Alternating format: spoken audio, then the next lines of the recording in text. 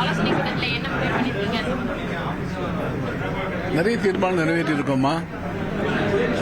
ஓடிடிக்கு 8 வாரம் கழிச்சு தான் படம் கொடுக்கணும். சின்ன அடுத்த 2 லெவலாக வச்சுருக்கோம்.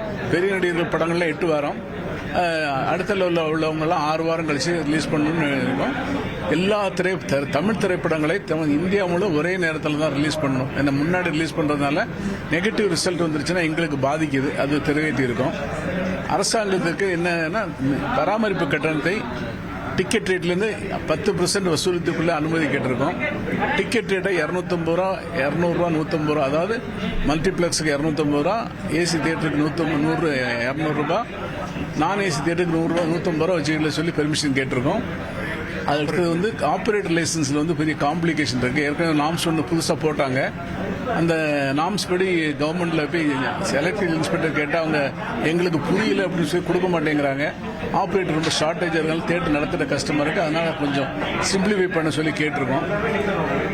நாங்கள் எம்எஸ்எம்இ கீழே வரோம். எம்எஸ்எம்இ கீழே வர்றதுனால அதுக்கு எலக்ட்ரிக் பில்லு 3 ரூபா கம்மி. ஸோ எங்களுக்கு அதை எம்எஸ்எம்இ ரேட்டில் நாங்கள் வசூல் பண்ண சொல்லி அது ஒரு கோரிக்கை வச்சுருக்கோம். படங்களை 24 மற்ற ஸ்டேட்ல எல்லாம் ஆந்திரா, கர்நாடகா எல்லாத்தையும் 24 மணி நேரம் படம் ரிலீஸ் பண்றதுக்கு அலோவ் பண்றாங்க. அது மட்டும் இல்லை, அது மாதிரி எங்களுக்கும் அது மாதிரி தமிழ்நாட்டிலேயே அதே மாதிரி பண்ணி கொடுங்க. நம்பர் ஆஃப் ஷோஸ்லாம் ரெஸ்ட்ரிக்ட் பண்ணாதீங்க. அப்படி வரும்போது என்னன்னு கேட்டோன்னா, படங்கள் இப்போ 200 படம் வரக்கூடிய இடத்துல 400 படம் வரும். படம்ல நிறைய அப்படி தேங்கி போய் நிற்கிது. அட்லீஸ்ட் தேட்டர் கிடைக்காம ஒரு படம் 3 தேட்டர் 3 ஷோவா ஒரே தேட்டரில் 3 படம் ரிலீஸ் பண்ண முடியும்.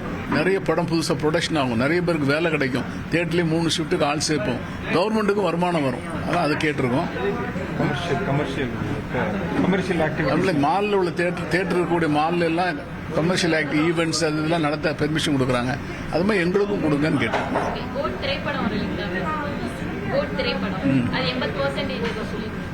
போர் திரைப்படத்துக்கு சில ஏரியாவில் 80% வாங்கியிருக்காங்க. 80% டிஸ்ட்ரிபியூட்டர் கொடுத்துரு, 20% வச்சு எப்படி தேட்டர் நடத்த முடியும்னு தெரியல. அதனால் ஏற்கனவே எங்களுக்குள்ள ஒரு அக்ரிமெண்ட் இருக்கு.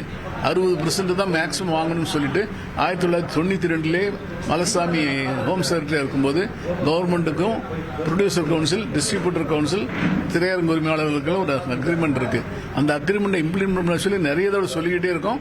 சரிங்கிறாங்க. படம் வரும்போது அந்த டைம்ல பயன்படுத்தி, அதாவது மதுரையில எல்லாம் 75 டபுள் 75 2 வாரத்துக்கு 75% வாங்கியிருக்காங்க. திருச்சியில் வாங்கியிருக்காங்க, சென்னையிலே வாங்கியிருக்காங்க, சேலத்திலாம் 80% வாங்கியிருக்காங்க. இப்போ அடுத்த வரக்கூடிய இடத்துல ஒரு பெரிய படம் வரப்போகுது. அதுக்கு 80% கேட்பாங்களோன்னு பயமா இருக்கு. அதனால தான் இதோட நாங்கள் முடிவு பண்ணி 60% தான் கேட்கணும்னு சொல்லிடுறோம்.